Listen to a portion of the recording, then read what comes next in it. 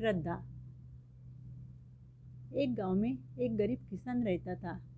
उसका नाम नारायण था। उसके साथ उसकी पत्नी कमला रहती थी। उनका एक बेटा भी था। वह 7 साल का था। नारायण के माता पिता भगवान विष्णु जी के बड़े भक्त थे, इसलिए उन्होंने अपने बेटे का नाम नारायण रखा था। वे बड़ी श्रद्धा से विष्णु जी का पूजन करते थे। नारायण भी विष्णु जी को बहुत मानता था। विष्णु जी के प्रति उसके मन में बहुत श्रद्धा थी। नारायण के पास थोड़ी खेती थी। उसमें वह खुद दिन भर काम करता था। उसमें से जो अनाज उपलब्ध होता था, उसमें से थोड़ा घर के लिए रखता था।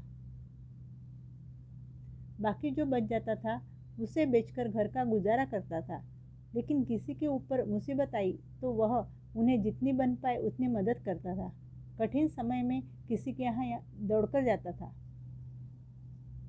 नारायण दिन भर काम में व्यस्त रहने के कारण पूजा पाठ तो नहीं करता था, लेकिन सुबह उठे बराबर भगवान का नाम लेता था। उसकी दिन की शुरुआत ही भगवान के नाम से होती थी। फिर अपना चाय नाश्ता करके खेत में काम करने जाता था। वहाँ से लौटने के बाद जब खाना खाने बैठता था, उस वक्त फिर भगवान का नाम लेता था और रात को सोते समय भी भगवान को याद करता था, फिर सोता था। हफ्ते में एक दिन जब भी वक्त मिलता था, उस दिन भगवान विष्णु जी और माता लक्ष्मी के मंदिर दर्शन के लिए जरूर जाता था। एक साल बहुत बारिश हुई, इसलिए खेती में फसल का बहुत सारा नुकसान हुआ। नारायण सोच में पड़ गया कि इस साल घर का खर्च कैसे चलेगा। वह अपनी पत्नी को भी बोला कि इस साल हमें बड़े मुश्किल से गुजारा करना पड़ेगा। एक दिन भगवान विष्णु जी ने सोचा कि नारायण की परीक्षा ली जाए। उस रात विष्णु जी उसके सपने में आए और बोले कि मैं कल तुम्हारे घर खाना खाने आऊँगा। तुम मेरे लिए खाना तैयार रखना। जैसे ही सपना खत्म हुआ, नारायण की नींद खुल गई। तब दिन निकल चुका था। उठने के बाद सारी बात उसने अपनी पत्नी को बताई। कमला ने जब यह बात सुनी तो वह बोली कि आपने किसी के घर भगवान को आए हुए सुना है क्या? आपने जो देखा वह तो एक सपना था। लेकिन नारायण कुछ सुनने को तैयार नहीं था, क्योंकि उसका भगवान के ऊपर विश्वास था। उसने जल्दी जल्दी अपना काम निपटाया। उसने कमला को बोला कि तुम कुछ अच्छा खाना तैयार करके रखना, और वह खेत में काम करने निकल गया। आज वह बहुत खुश था। अपना काम जल्दी जल्दी निपटाए उसे आज जल्दी घर जाना था, क्योंकि आज खुद भगवान उसके घर प्रकट होने वाले थे। इधर कमला भी अपने काम में जुट गई। उसने बेटे को दुकान भेजकर कुछ सामान मंगवाया। फिर उसने खाना बनाना शुरू किया। जब खाना बन गया, तब वह अपने पति का इंतजार करते हुए बाहर दरवाजे में बैठ गई। कुछ देर के बाद उसे नारायण जल्दी जल्दी घर की तरफ आते हुए दिखा। जैसे ही वह दरवाजे के पास पहुंचा तो कमला ने उसे पूछा कि क्या बात है। नारायण ने कहा कि मुझे रास्ते में एक छोटा बच्चा दिखा। उसे बहुत भूख लगी है और वह जोर जोर से रो रहा था। तुम मुझे एक कटोरे में थोड़ा खाना दे दो, मैं तुरंत जाकर उसे वह खाना देकर आता हूँ। कमला ने कहा कि खाना तो कम है, तो नारायण बोला कि मेरे हिस्से का दे दो। कमला ने कटोरे में खाना दिया। नारायण वह खाना लेकर बच्चे के पास गया। उसे खाना देकर तुरंत वापस आया। इधर कमला सोच में पड़ गई कि कहीं खाना कम न पड़ जाए। घर आने के बाद वह कमला को बोला, अभी तक तो भगवान आए नहीं, मैं मंदिर जाकर भगवान को बुला के आता हूँ। वह मंदिर की ओर जाने लगा। थोड़े दूर जाने के बाद उसे एक अपंग औरत दिखी, जो कि आने जाने वालों को कुछ खाने को दे दो ऐसे बार बार बोल रही थी। उसकी हालत देखकर नारायण दुखी हुआ। वह वापस घर लौटा और कमला को फिर से एक प्लेट में थोड़ा खाना दे दो बोलने लगा। कमला ने जवाब दिया कि अंदर से लेकर आती हूँ। फिर उसने थोड़ा खाना एक प्लेट में दे दिया। वह प्लेट लेकर नारायण चला गया। उस औरत को खाना दे दिया। औरत ने आशीर्वाद दिया कि भगवान तुम्हारा भला करे। उसके बाद नारायण ने सोचा कि अभी तो बहुत देरी हो चुकी है, मैं खुद ही खाना लेकर मंदिर चला जाता हूँ, वह घर आया और एक थाली में खाना परोसकर मंदिर जाने निकला। अब नारायण जल्दी जल्दी जाने की सोच ही रहा था। जैसे ही वह घर के पास वाले चौराहे पर पहुंचा, उसने देखा कि एक आदमी हाथ फैलाए सबको कुछ खाने को दे दो ऐसे बार बार बोल रहा था। उस आदमी की हालत देखकर नारायण को बहुत बुरा लगा। उसके कपड़े फटे हुए थे, बाल बिखरे हुए थे। नारायण को समझ में नहीं आ रहा था कि क्या करूं। फिर थाली में जितना खाना था उसमें से आधा उसने आदमी को दे दिया और थोड़ा खाना लेकर मंदिर गया।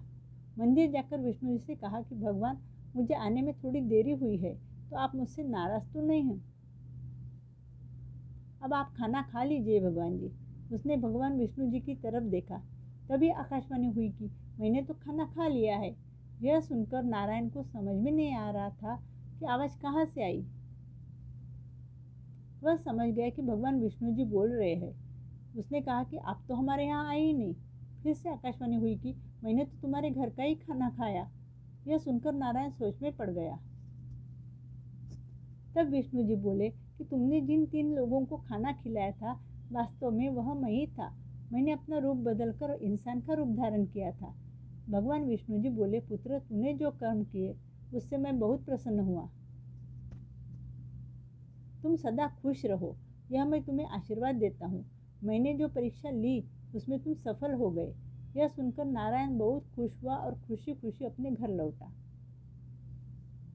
2 दिन के बाद नारायण शाम के वक्त घर में बैठा था। उसने देखा कि कुछ लोग उसके घर में अनाज के बोरे लेकर आ रहे थे। वह घर के बाहर निकला तो एक बैलगाड़ी उसके घर के सामने खड़ी थी और गाड़ी में बहुत सारे अनाज के बोरे भरे हुए थे। लोग बोरे उठा रहे और घर में रख रहे थे। नारायण को यह सब देखकर कुछ समझ में नहीं आ रहा था। इतनी देर में एक अच्छे कपड़े पहना हुआ एक आदमी आकर नारायण के सामने खड़ा हो गया। नारायण सिर्फ उसकी तरफ देखता रहता। वह नारायण से कहता, आपने मुझे पहचाना नहीं क्या? नारायण ने ना में जवाब दिया। तब वह आदमी बोला कि आप मुझे पहचानते भी कैसे? मैं एक व्यापारी हूँ। आपके गांव के थोड़ी दूरी पर एक गांव है, वहाँ जाकर मैं अपना माल बेचता हूँ। उस दिन भी मैं अपना माल लेकर जा रहा था। रास्ते में कुछ लोगों ने मुझे लूट लिया। मेरे पास का सब माल ले लिया और मेरे पास के जितने पैसे थे वह भी ले लिए। मुझे मारा पीटा और मेरे कपड़े भी फाड़ डाले, इसलिए मेरी हालत बहुत खराब हुई थी। जैसे तैसे चलकर आपके गांव तक पहुंच गया। मैंने बहुत लोगों से मदद मांगी, लेकिन मुझे किसी ने भी उस वक्त मदद नहीं की। भूख भी बहुत लगी थी। मुझसे चला नहीं जा रहा था, इसलिए मैं यहाँ चौराहे पर बैठकर खाना मांग रहा था। पर आप सोच रहे होंगे कि इससे मेरा क्या संबंध है? संबंध है, क्योंकि मैं वही व्यक्ति हूँ जिसे आपने खाना खिलाया। मैं वही व्यक्ति हूँ जो यहाँ चौराहे पर बैठा था और सबसे खाना मांग रहा था, परंतु मुझे किसी ने खाना नहीं दिया। उस वक्त मुझे सिर्फ आपने खाना दिया। मैं खाना खाने के बाद में वहाँ से गुजर रहा था तो मैंने आपके घर की तरफ देखा, तो मुझे दिखा कि आपके घर में तो कुछ भी नहीं है। ऐसे हालत में भी आपने मेरी मदद की। मेरा जो माल चोरी हुआ था, उन चोरों को कल ही पुलिस ने पकड़ा और मेरा माल भी मुझे वापस लौटा दिया। मुझे यह पता चला कि आपके घर में कुछ ना होकर भी आपने मेरी मदद की, तो मैं वैसे आश्चर्यचकित रह गया। मैंने सोचा कि यह कैसा इंसान है जिसके घर में कुछ भी ना होते हुए उसने मेरी इतनी मदद की।